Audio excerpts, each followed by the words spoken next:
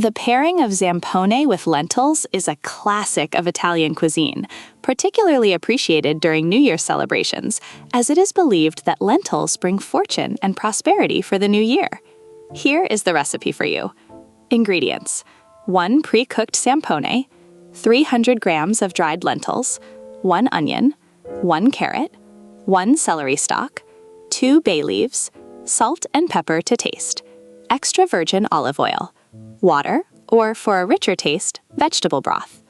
Preparation: soak the lentils for at least a couple of hours prior to use, if necessary, based on the type of lentils you are using.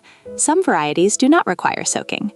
Prepare a sauté by finely chopping the onion, carrot, and celery, and then let them wilt in a pot with a drizzle of extra virgin olive oil. Drain the lentils from the soaking water and add them to the sauté along with the bay leaves. Cover with water or vegetable broth and cook over medium heat for about 30 minutes or until the lentils are tender but not mushy.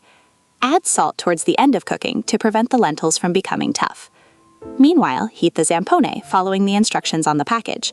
Generally, it requires immersing the zampone, still in its plastic bag, in hot water for about 20–30 minutes. Once ready, drain the lentils from any excess cooking liquid, if necessary, adjust with salt and pepper, and arrange them on a serving plate. Remove the zampone from the bag, slice it, and serve the warm slices on top or alongside the lentils.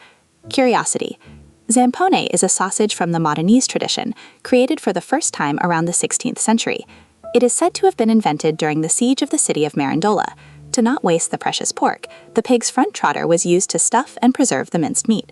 If you'd prefer a less typical and lighter accompaniment, you might also consider serving the lentils as a side dish to other meat or seafood preparations. For example, they could splendidly accompany a baked sea bass with aromatic herbs for an Italian twist on a non-traditional dish.